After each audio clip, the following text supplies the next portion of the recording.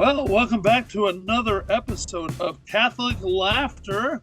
And I'm one of your hosts, Carl Kozlowski. And I'm Scott Vinci. Thanks for joining us again today. Yeah, we got a great show tonight, or whenever you're listening. We've morning. got one of our favorite headliners going to be the main interview on the show. He's been on Conan, and the Late Late Show has his own comedy special out on YouTube and Amazon Prime. Tom Clark is going to be with us. Pretty exciting, huh? Yeah, that's pretty exciting. I love that guy. I worked with him a lot. Can't wait to interview him here in a minute.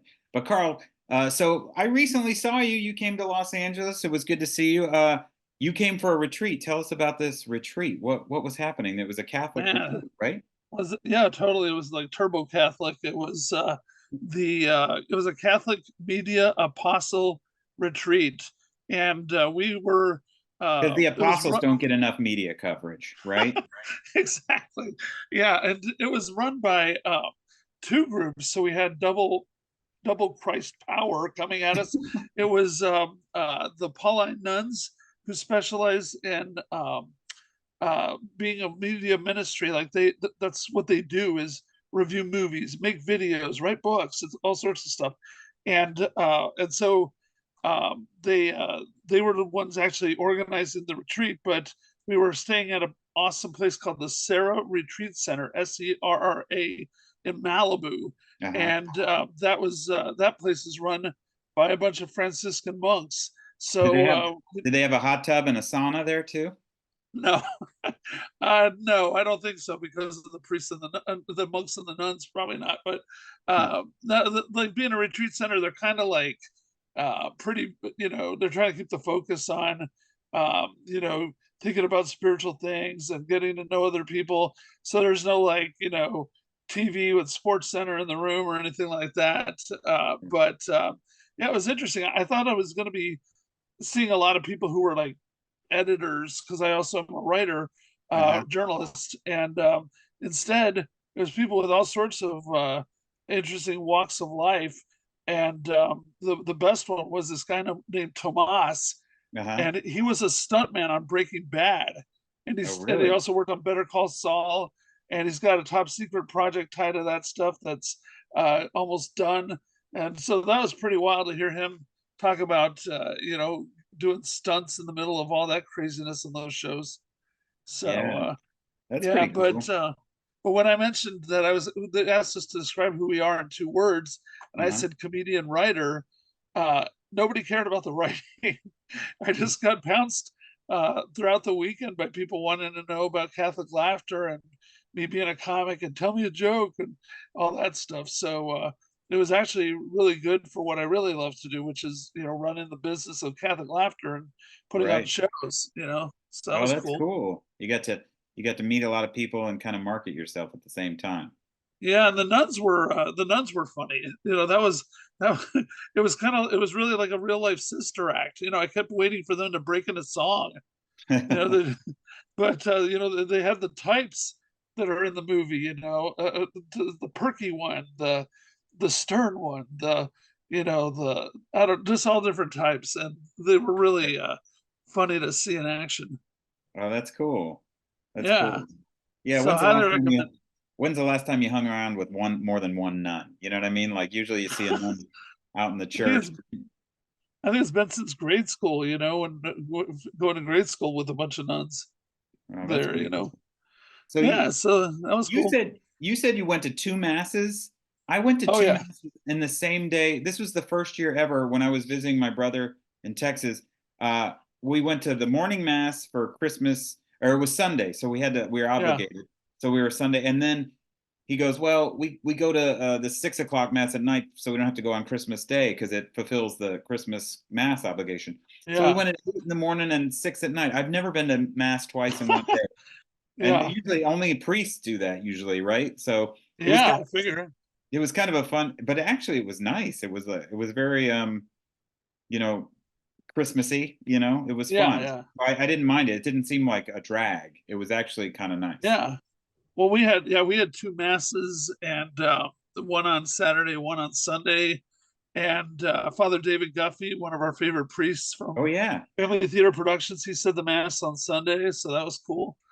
and yeah, it was a good time, and the food was unbelievable. I mean, it was Did you have a buffets, but continental breakfast there? they had no, it was like, real eggs and sausage links and um, Definitely, potatoes and all that. It was good. definitely not a Jenny Craig camp, huh? Yeah, well, look at me, folks. Do you think I mind? But yeah, so it was a good time, and I think I really learned a lot of inspirational things about how to look at our calling as comedians. And the whole idea of the whole weekend for anybody that was there is saying, because there was documentarians and Christian film screenwriters and all sorts of people, but it was just basically saying, that entertainment is a great way to evangelize about the Catholic Church and Christianity to the world, because if you get people entertained, then they're more open to hearing some deeper thoughts, So it Right. was good. Oh, that's cool. But That sounds really good. And so yeah, but the ocean views were and the oh sunrises. yeah, yeah, the ocean views were amazing. Yeah, it was just especially sunrise and sunset, man. That was crazy. I mean, it was like watching, God put on an art show, Did you get any So pictures? yeah, I gotta send you those. I keep We need meaning to to put post them. my Facebook. Yeah, we need to So put them on Instagram and Facebook. yeah, yeah, yeah. But but speaking of holy women, we've got our Saints Corner, right? Yeah, Carl, it's time for Saints Corner. Who do we have this week? All right, Carl. Today's saint is Saint Rita of Cascia. I think Yeah, that's how you say it. I think Uh, so. she Yeah. she's the patron saint of abused wives. She's heartbroken women and lost in impossible causes. So I definitely should pray to her about my comedy career because that might have been lost many years ago. No, but Yeah, well, I mean, I should pray to her to help find a woman, because that's proven find a woman to go out with me, because that's proven pretty impossible over the years. well, miracles can happen, Carl. Miracles can happen. So some more quick info about Saint Rita. She was born in 1381 and she lived to 1457, which would have made her 76 years old. Man, that's an impossible feat in itself for the Middle Ages, right? I, right. I don't remember anybody back then living that long. So Yeah. she must have been very pious. She says she was married at age 12 to a nobleman who was a rich, quick-tempered, and immoral man. Her marriage lasted 18 years, and she was known to have made efforts to convert her husband from his abusive behavior. So I guess she made him get rid of the anger, or maybe she smacked him around to, stop it, you jerk, and then maybe he Yeah, learned. well, she's an Italian woman, man. She knows how to fight back. But I think that makes her the patron saint of women who try to change their husbands. So basically, Yeah. everyone praised her. Yeah, That's so true. It says her husband did seek redemption, and Saint Rita also convinced him to end a nasty family feud, but he was murdered. And after that, she later became an Augustinian nun. So yeah, I think she was probably like, you know what, that's enough, a husband for me. I think I'm good. Why don't I become a nun? I can serve God more directly. So that's yeah. pretty cool. But what was crazy was that she was. It's believed that, or they say that she was levitated to the monastery by three of her patron saints. I'm not sure how. I guess it must have been visible or something. I'm not really sure how people would know that. But she must have come floating in, carried by three holy guys. That must have been quite an Yeah. entrance to the monastery. How do they do that? So like, like, and then they lift her and they take her to set her Yeah. down with their hand. I don't know how that levitating though. That's something something I'm not too sure of. So she could be one of the patron saints of magicians too. that's that's true. We might not even know the patron saint of Chris Angel. That's who she is. But yeah, but her body lies in a glass case at a shrine in her hometown of Cassia, Italy, and she has never deteriorated. So her body's in perfect condition, and thousands of people visit her every year on pilgrimages. Pretty wild, huh? Yeah, that is wild. Uh, I can't believe that. So the bees, there's a thing with the Oh bees yeah. with her too. It says so there's a statue of Rita in which several bees are featured, and the reason the bees are featured, it originates from the story of her baptism as an infant. On the day of her baptism, it says her family noticed a swarm of white bees. I've never seen white bees, but apparently that day there were white bees flying around her as she slept in her crib. However, the bees peacefully entered and exited her mouth without causing any harm or injury. So instead of being alarmed for her safety, her family was like mystified by the sight. Um, and this was taken to indicate the career of, where is that piece of paper? The career of the child The career was of to the, be marked by industry, oh, virtue, and devotion. oh, But okay, I'm thank you. not sure I would. I'm not sure I would take a mouthful of bees for my baby as a sign of anything. I'd be too busy calling 911. I know, I'd be like, wait, I'd be like doing this, and I'd be like, I feel like they were like, oh, okay. Like at first I Yeah, just imagine the family being like scared, and then they'll be like, well, it's okay. Nothing, there's no stingers in them out there. yeah, exactly. Yeah, well, so everybody who you got a new saint to think of when you're praying, and especially the women out there, she's really great for you. So Yeah. we want to And give it if up you for have, Saint Rita. yeah, Saint Rita, give it up for her. If you haven't lost an impossible cause, you can pray via her to God. Yes. Saints Corner. All right, you guys, this week we have a great comedian. He's one of our favorite headliners for Catholic Laughter. Carl, you know him, you love him, we all do. Sure He's do. been on, yeah, well, I think we do. I hope we do. He's been on Conan. He has a special on Amazon Prime and on YouTube. You guys, please welcome to the podcast, Tom Clark. Are you there, Thank you, Tom? guys. Oh, there he is. Okay. Yes, I'm there. I'm here via satellite. You're in Poughkeepsie, aren't you? I am. All right. Well, so first off, Tom, just give us a little insight. How long have you been doing comedy, and where did you start? I started in 1994, so this year is my 30th year in comedy. Wow. I took a comedy class in Milwaukee, and I think it was July of '94, and then I did that went really well, and then I did the my first open mic in August of '94. So I feel like that was my that was the reality check of like, oh, this is what stand-up is going to be like. Oh, right, right. Do you remember that mic? Like, do you remember your first mic? I don't remember mine, but do you remember yours at all? Yeah, I remember I went to a place, I think it was called Funny Business in Milwaukee. It was by the airport. It was my second time, so after my class on stage. And I remember telling the same jokes, and just there was a guy in the front row just looking at me with the most hateful eyes I'd ever seen. And I was like, how is this not like I was so confused because like I'm saying this the same way I said it that night at my class, and it's like, and this is not going well. So I never understood like, oh, every audience is different. That's how new I was to performing. Right. Wow. Yeah. So then, Yeah. how did you fall in love with comedy to begin with? I mean, was your family funny, or did your passion for performing develop later as an adult?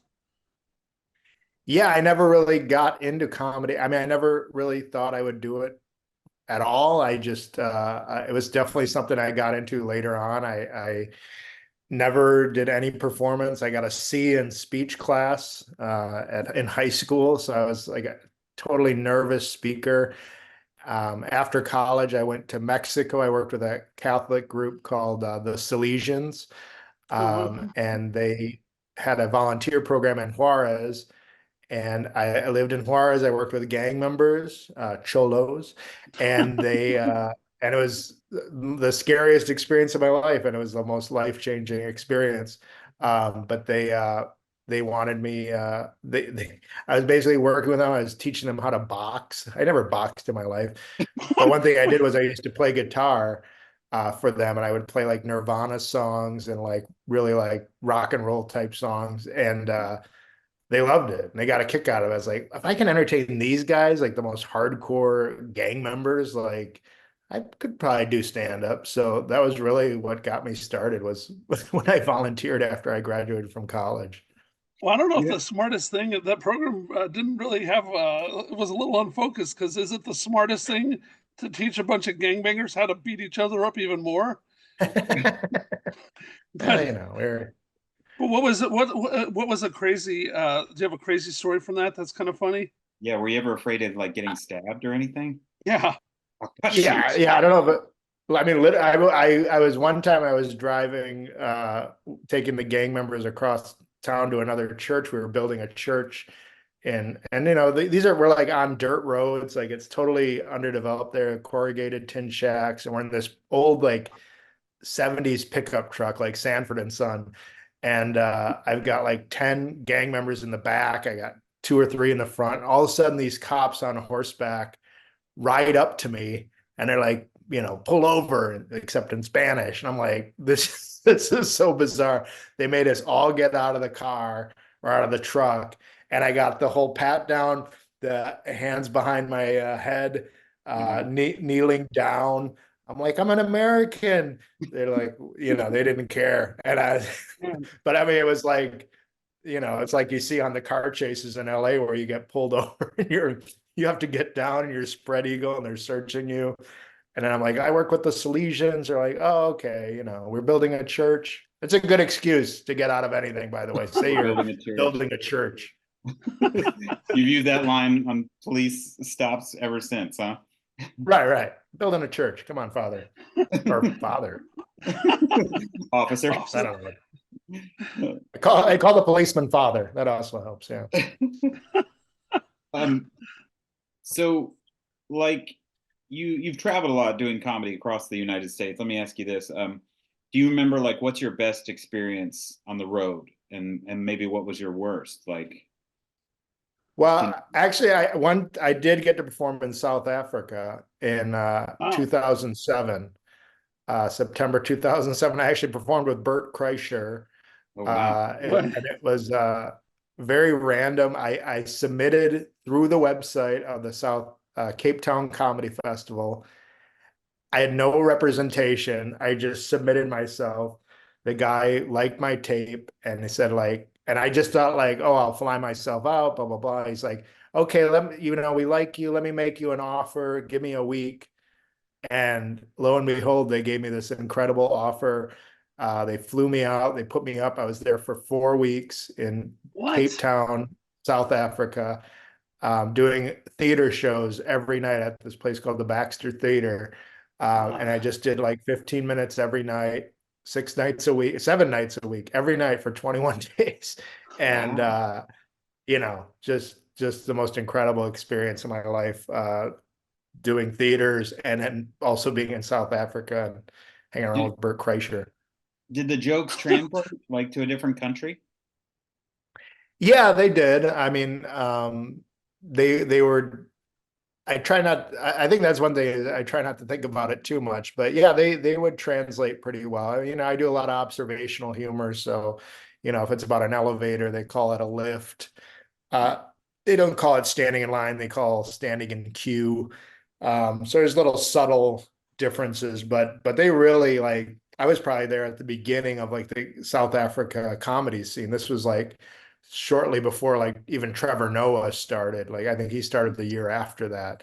So that was my favorite experience. Just to be everyone else was represented by these major agencies and I was not, and I just got it through submitting on my own. So I was always very proud of that.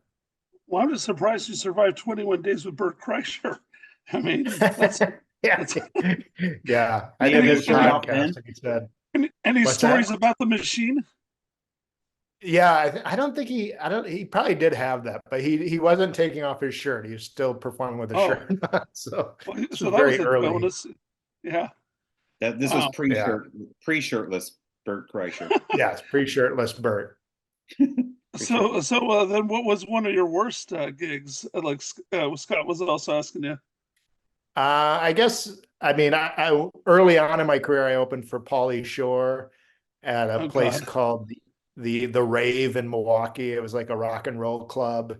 you know, you'd see small, pretty like medium-sized bands that would draw 2,000 people or whatever. Wow. I opened for Paulie there and got the booing of my life there. I mean, Carl and Scott, you remember I used to sing the potato song. Yeah. Yes. And it's a very long, drawn out. It's not for Pauly Shore's audience, and it's Yeah. very silly and stupid, and it's commitment. It's all that, and they were booing me so loud I literally couldn't hear myself singing the song anymore. And Wow. the fact that I kept singing it, they actually got tired of booing me, and it eventually stopped. Because they realized I was in the middle of this 3-minute bit that wasn't going to end with them booing. So I just finished out the set, and then I got off stage, and Pauly Shore's manager was there, and he's like, "What the heck was that?" I was like, "Comedy." Did Polly tell you anything about it? You know, Pauly was actually very nice because I had to perform with him the next night up in Appleton, and he was on stage. And after I finished my set, I did okay in Appleton. And he said, you know, they booed that guy last night in Milwaukee, but I think he's really funny. Keep it going for Tom Clark. And I was like, oh my God. Like, I was like, that was like at that, I was 3 years into comedy. I was like, oh wow, like Pauly Shore believes in me. That's great. Well, I so can then, do it. what inspires your writing process? And then just to slip in one sort of deep Catholic question in here, I don't know if it does affect you, but does your Catholic belief system, is that a big impetus behind you wanting to be a clean comic, or was that completely unrelated? And does it affect your joke writing also, or not? I think I always wanted my parents to be able to come out to the show and not Yeah. be too embarrassed. I mean, I'll make jokes about them, of course, but I don't think it was a try. I just always thought it was a little bit more challenging to write a joke that was clean. That cause I always felt like, you know, if you throw an F word in there or whatever, it's not really you're not sure if it's getting the laugh because of the swear word or because Mhm. it's funny. So it's easier to go clean to dirty than it is to go dirty to clean. So I don't think it was ever something I consciously, it's just who I am as a person. I'm not, Uh-huh. you know, I'm not swearing off stage, so I don't really do it on stage. Yeah, Yeah. Well, oh, sorry. Go ahead, Scott. I was gonna say that I'm my parents are no longer around, but I that's kind of one of the things I think about too. I was like, can I do this show in front of my family, my parents, my Right. brother, my sister? Would I want to do, you know? And that's kind of what I want to write anyway. I don't want to get too dirty. I just like being clean. I do. It's kind of like you said. It is more of a challenge. And I've had some shows where like I was so clean that they booed me because they were or they didn't laugh at all because they were just like, this is too clean. He's not dirty enough, you know? And then Yeah. other times where I've gotten huge laughs because I was the clean one, you know what I mean? So you never know. Well, I got Yeah, used to I being. try not to like make it a part of my, you know, who I don't say I'm the clean comic, but people just seem to notice it. You know, I kind of like Brian Regan and Nate Bargatze, how they're able to like just be clean, but they don't say they're clean comics. You just kind of like, oh yeah, I didn't notice them swearing at the end.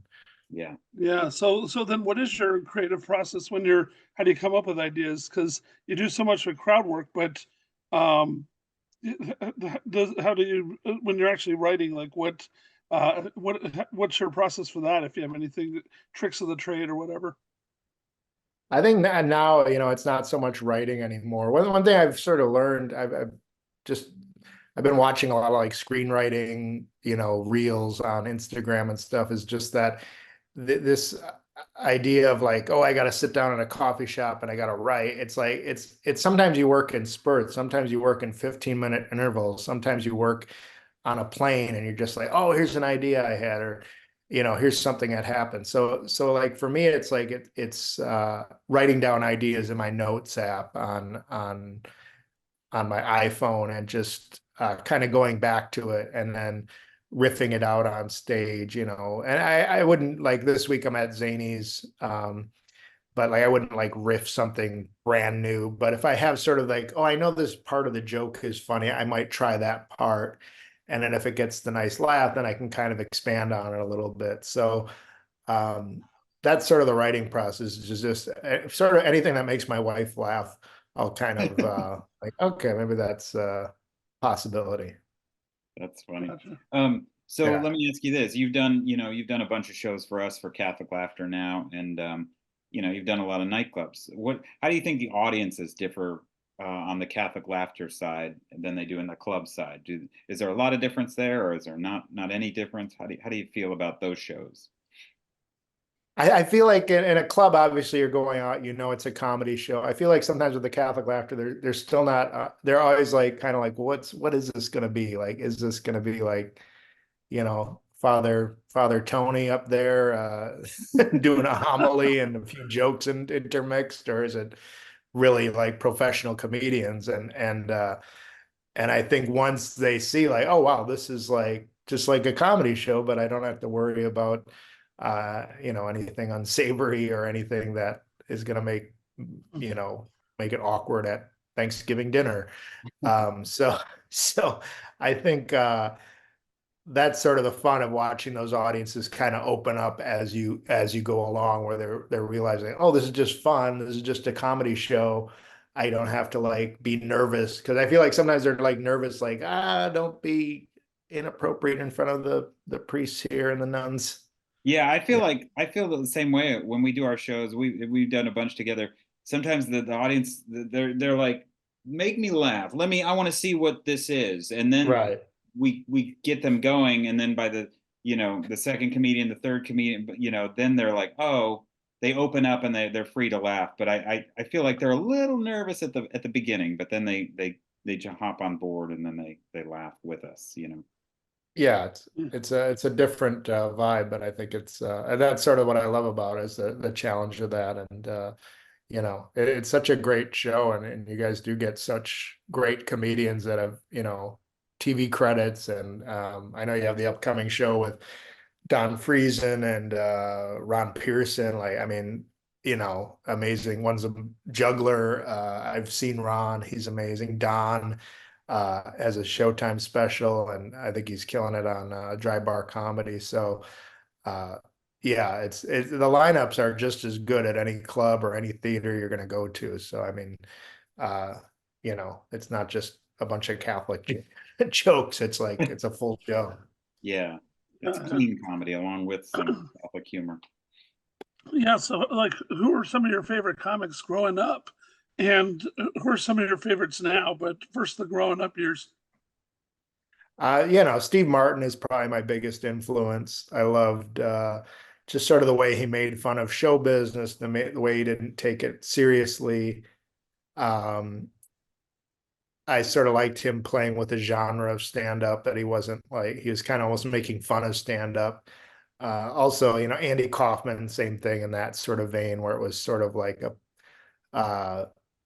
kind of like, is this guy bad at stand up? Is he good at stand up? I always like that aspect of kind of like blowing the audience's mind, like a magic trick of like, oh, this guy's like really funny. He's just playing us. Um, so yeah, those are definitely my, you know, starting in comedy. Those are my influences. Yeah. Um, Who do you like now a lot? Now, I mean, I think I mentioned Nate Bargatze. I mean, I've known Nate actually. He took a comedy class in Chicago, and I actually spoke to his class back Wow. in 2004 or five. And I actually ran into him in LA, and he came up to me. He's like, hey, Tom, I met you at a comedy class. And he told me the comedy class. I was like, you're going to be on TV with me, and you took this comedy class.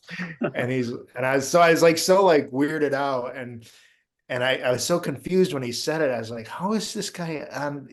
I met him, like he took a comedy class like 4 years ago. And so Nate's always been very nice to me, and I've done some guest sets on his shows. And obviously now he's going to play the Hollywood Bowl, I think Wow. in May for Netflix.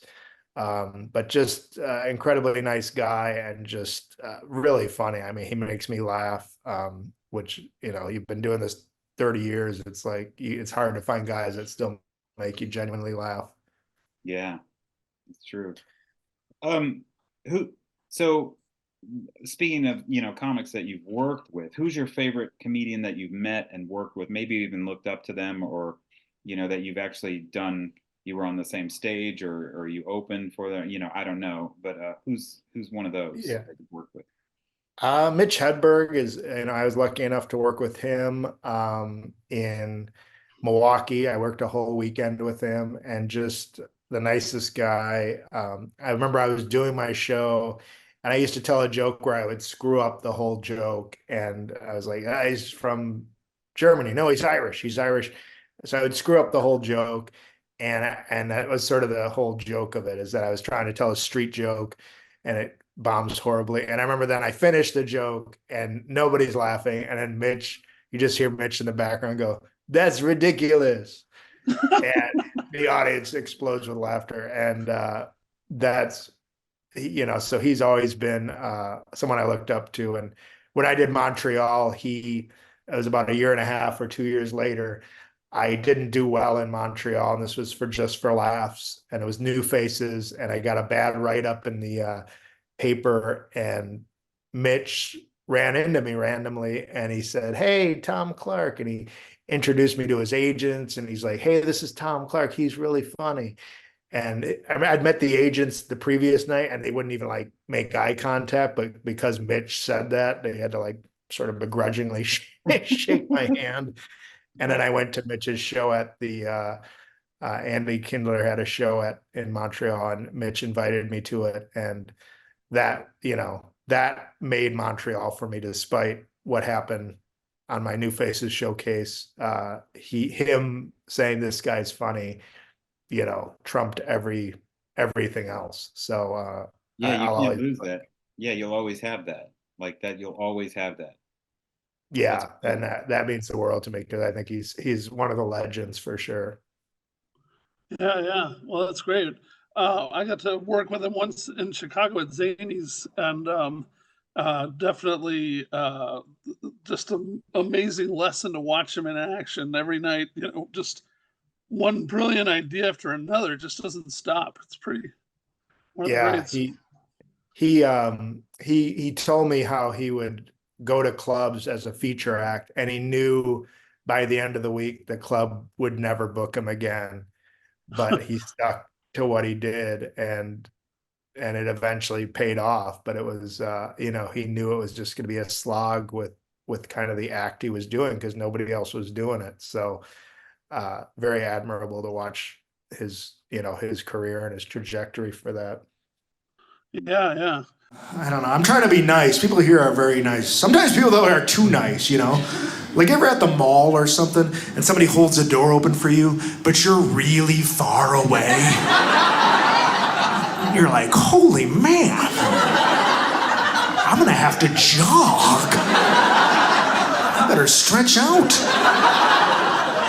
And you feel obligated to make that big 20-yard dash to the door so Mr. Helpful can feel good about himself. It's not even the place you want to go into in the first place. Like, oh, thanks a lot. I've been in to stop by Lane Bryant. That's great. Well, so then I love watching you do crowd work. I was Mhm. wondering, like, how did that start? Is there a secret to doing it so well? And do you remember your first time doing it? Those are, of course, separate questions, but just Sure. throwing them out there. Yeah, I mean, I always kind of did it. I mean, you never really think about it. It was just kind of like early on, it was just that the jokes weren't working. So I would kind of make fun of the jokes. And then somebody would say something and I would riff off of that.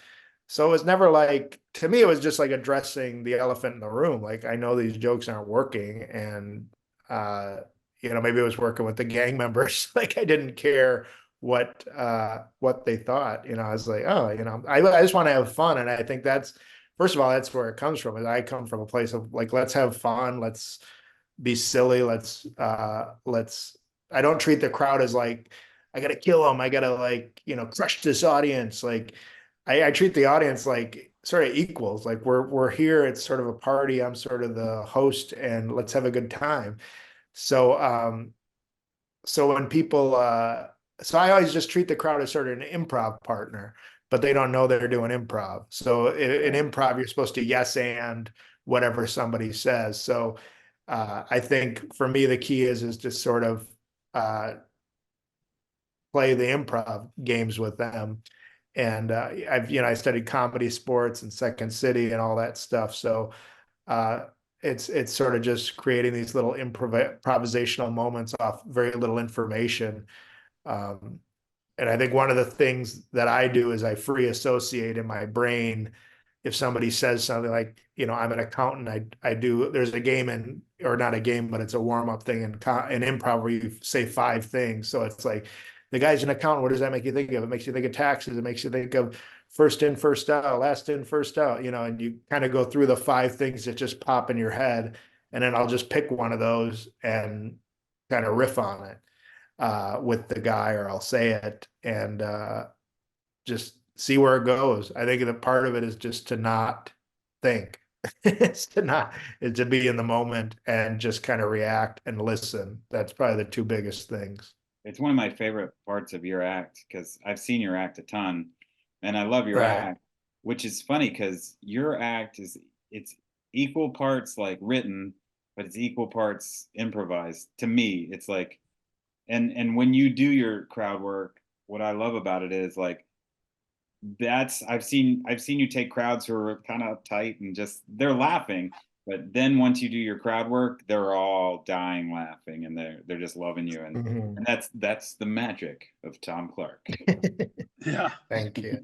Yeah. Well, that's, I mean, I put that in my bio. And I mean, I know it's everyone's, edgy and whatever people talk about woke or whatever, but it's like I want everyone to feel included. Like I don't think there's anything wrong with making people feel included, and to not like alienate somebody in the audience because it helps me in my, because it makes me look better. It's like, no, I just want people to have fun. Like, so I always try to just bring a positive message or not message, but positive energy to the show.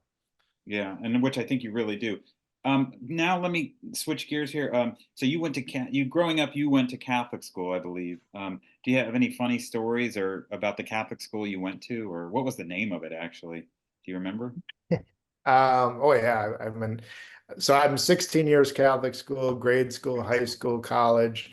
My grade school was Holy Cross. I went to 1st through 8th grade at Holy Cross. I had the whole nun experience.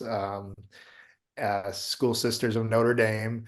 Did they dress in habits too, or just normal clothes? Oh yeah, they were old school nuns. I used to deliver the newspaper to their place too. Good tippers. They're good tippers. So yeah, I got an extra wafer every week. No, they were great. They were, but yeah, I loved. It was fun growing up there because you go 1st through 8th grade, so you're making these friends. I didn't go to middle school; it was just 1st through 8th, and you're there. But when I was probably in 3rd or 4th grade, there was a bully at the school, and he and I got into it, or he was just a bully to everybody, mean, et cetera, et cetera. So one day I just got mad at him and I pushed him and he fell and he fell down and in like a puddle or whatever. And he went to tell the teacher, this nun named Sister Phil. Uh-huh. And Sister Phil. Yeah, Sister Phyllis. We called her Sister Phil. I don't know. They genderless. I don't know what it was, but anyways, so I was like scared because Sister Phyllis, she was like mean. She was like, you didn't mess with her. And I was like, oh my God, he's going to tell on me. I pushed him into the puddle and we were at recess on the playground. She's supervising and he runs over. He's like, hey, Tom Clark pushed me into the puddle. And she said, you probably deserved it. And that was it. And I was like, oh my God, like there was like getting a call from the governor and being pardoned. Did he stop messing with you after that? Yeah, he left me alone. He's He was terrible, and it was deserved. It was deserved. It was like a Christmas Story where he finally punches the bully. So Right. I felt good Well, about it. and then years later, he was the guy who was giving you the evil eye at your first stand-up show. It's probably the same guy. He's stalking me. Yeah. So then, what would you say is your funniest moment from performing stand-up? Like something crazy that happened Um, with a person you're messing with, I guess. yeah, I mean, it's funny, there's so many moments in stand-up where, and sometimes you don't even remember, and sometimes the moments are so weird they just kind of pile up. But there is one. I was performing in South Milwaukee, which is, you can't get more blue collar than South Milwaukee. Yeah. I'm performing in a basement. Things are going great. I'm at a place called the Corner Pocket in South Milwaukee. I'm in the basement performing. Good crowd. I'm doing well. All of a sudden, there's this ruckus in the back of the room. I'm like, and like people are like distracted. People are like looking or taking photos with their iPhone. I'm like, what is going on? Like, I'm like, what is going on? And they're like, hey, Phil caught a perch. He had been out fishing and he caught a perch and he was showing it off to everyone in the back of the room. So I was like, all right, well, let's see the perch. And then he brings it up and he shows it. And I was like, that's a nice perch. That is a nice perch. I don't blame you for doing that. I would be very proud of that too. So perch That's trumps comedy. that's funny. That's fun. The guy like steals It your was like 8 o'clock at night. He's out fishing. wow. He just comes back with a fish. Well, I just thought of something. When we were asking about worst experiences, is there was there a certain place on the road ever that just stands out in your mind? Like, oh my God, I can't believe that even exists. There was a place up in northern Michigan called Negaunee, Michigan, and it was a great pizza place, but not the best for comedy. I was performing with a friend of mine, and I remember we were sitting in the back. I was sitting and my show was fine. My friend goes up, Jason Russell, and he's very funny. I don't know what happened. Anyways, very funny. But I'm sitting with this guy who's keeps commenting. He's like, "Oh, this guy, he's doing good. He's sort of like talking under his breath, like he's commentating. He's Uh-huh. like, oh, he needs a little help right here. Hey, you stink." He's like, and then my friend kind of like, "What is wrong with you? You're an idiot." Blah blah blah. The guy's like, "Good." He's getting the audience back again. So he thought he was like conducting the show through his heckling was helpful to the comedy show. It was such a weird experience. It's just what people think in their brains of like, oh, I need to help the show. I'm going to heckle. Yeah. Yeah, that was one of the more ridiculous People want to be a part of the experiences. show sometimes, and it's like, yeah, you really shouldn't. Just be an audience member. It's okay, unless Right. you get asked. Unless you get asked, you know. Right. Exactly. Yeah. It's that fine line of interaction and interrupting. Uh, tell him that story you told me. Like I didn't know till a year later. You're like, oh yeah, like we were in Ohio and you had another gig to go to, and then Oh, tell Carl geez. what happened. Those two.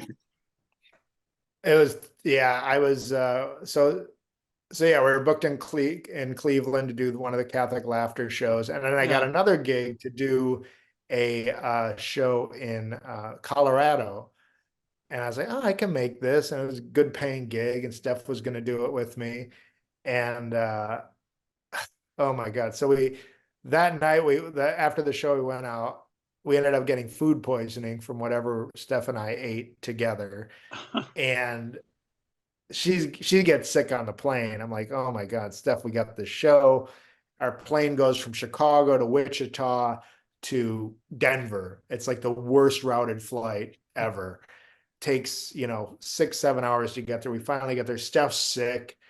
I'm fine. We start driving to Colorado. I didn't realize that it's almost 2.5 hours, but it's toward Vail, Colorado. So you're going up and we're slowly running into snow. So now it's snowing. I don't know if we can get through it. I rented the worst possible car. It was like a Daewoo or something ridiculous, just a horrible car, not meant for mountain climbing. And and the snow's coming at us. I pull over to get direction. I'm like, how bad is the snow up this mountain? They're like, oh, you can make it. You can make it. And all of a sudden I get back to the car. I get sick as I'm walking back to the car. So now I've got food poisoning. She's got food poisoning. We Oh, got another hour to this mountain. We finally get there. I can't do the show. Like I'm sick. And we just like pull over to this hotel and we just crash. And I call the club. I'm like, I can't get there. He's like, oh, we can get an Uber for you.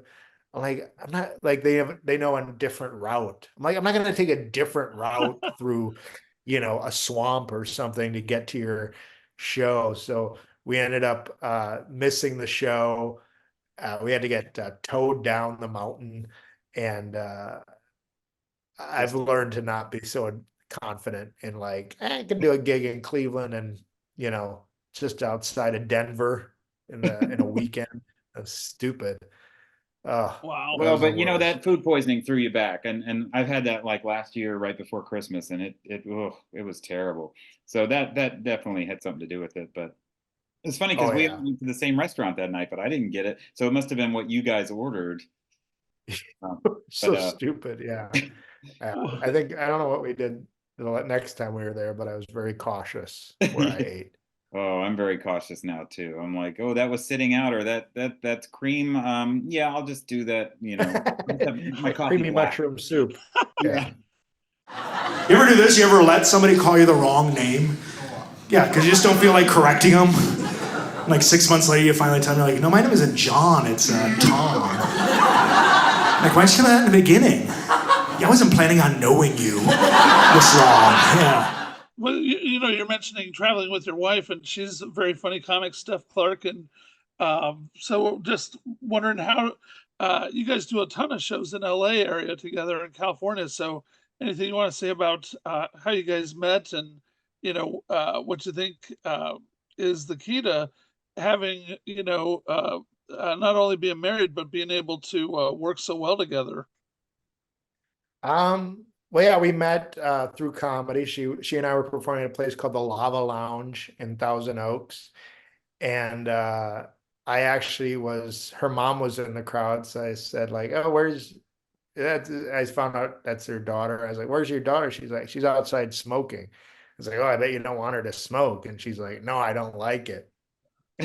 So then when she came back in, I said, your mom wants you to stop smoking. And she thought it was funny that I was making fun of her. And we just started talking, and she said, I think I danced. And she's like kind of surprised that I danced. I mean, I'm not a good dancer, although we should add Catholic dancing. Think about it, guys. Another business. Catholic dancer.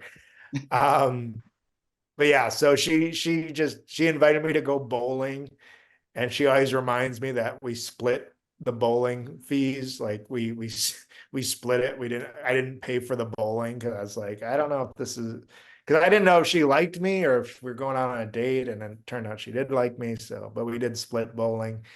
And then we just I was a little nervous dating another comedian, but she's been so great because she's at a different area in her career. I was kind of 20, 25 years in. She was 6 or 7 years in. So there's still that excitement. There's still sort of like discovery and sort of like, oh, it doesn't have to be done this way. So she really found, like, why am I waiting for a club to book me when I could book the club? Why And am I, she runs yeah, funnygirlevents.com, right? Funnygirlevents.com if you want yeah, shows. funnygirlevents.com. So she was just, reaching out to breweries and wineries and country clubs and saying, like, we could put on shows, and and she would just pitch it, and she's just learned over time how to do it. And for me, it's been, a career changer. It's just less road work, less flying places, and You more married the booker. I married the booker. Always marry the booker. Marry a booker and agent. Yeah. She's great though. I will give her this. Like she works hard, and she gets a lot of gigs, but she's also funny. She's not not funny. She's funny, you know, and she works hard. I love her comedy, and I love you guys together. It's it's great to work on your shows too. When I work with you both, you're both very funny. And Steph's actually done one of our Catholic Laughter shows, which I'd like to have her back in the future too. You guys had a really funny. Sorry. No, go ahead. I was just gonna say you had a really funny YouTube series for a while. What was the name of that, so people can check that out? The Clarks. It was called The Clarks. A little more PG-13-ish, the humor there, but but yeah, we did a web series. We actually did a pilot called Oak Park about Steph growing up. It was really well done. We shot it with some really funny young actors that were basically playing out Steph's life story of her her dad passing away when she was young, and then having to move in with her grandma and kind of start a new life in Oak Park in the suburbs. So we also shot that. That's on my YouTube. So I'm youtube.com/Tom Clark Comedy is where my special is, and where those pilots and sketches are. Tell us the rest of your handles, and we'll just wrap it up right here. But yeah, tell us your Instagram and where we can find you next. Where's your next show? Yeah, so Tom Clark Comedy pretty much for everything, for Instagram and TikTok and YouTube, and then Facebook is Tom Clark fan page. And let's see, what was the other thing? Oh, the upcoming shows. I don't know when this is going to air, but January 11th to the 13th, I'm going to be in Chicago at Rosemont, Illinois, at Zanies. I'm actually doing WGN. I get to be on WGN, the Cubs station on Thursday. So I'm excited about that. And then I have a show in Milwaukee, February 1st, February 2nd. I'll be February 2nd, Milwaukee, February 3rd up in Marinette near Green Bay. And then I'll be going back out there at the Wisconsin Dells, February 17th. So a lot of shows, TomClark.com for all that info. When you go to the Midwest, like Chicago or Wisconsin, do you get like beers and brat, or like, hot dogs? Do you like any favorite foods from there? I do love, when I used to perform in St. Charles, I used to have a Portillo's right next door to the hotel. So I used to always walk over there and get Portillo's. 'Cause I never really experienced Portillo's, but it was right there and everyone talked about it. So I loved that. And in Rosemont, there really isn't much nearby, but definitely Portillo's and Culver's. That's what I miss in the Midwest. Right. Yeah. All right. You got to do it. Well, great. Thanks, everybody. Thanks for coming out. Tom Clark, everyone. Yes. Thank you, guys. Thanks a lot, Tom. We Take appreciate care. it, and we'll see you on the road. All right. See you, Tom. Soon. All right. Bye-bye. Bye. Thanks to Tom Clark, and thanks to Carl Kozlowski. I'm Scott Vinci. We are Catholic Laughter. We'll see you at the next podcast. And you can find us at CatholicLaughter.com. That's right. CatholicLaughter.com brings live stand-up comedy shows to your church, fundraiser, or event. For more information or to inquire, go to CatholicLaughter.com and be sure to follow us on Facebook and Instagram.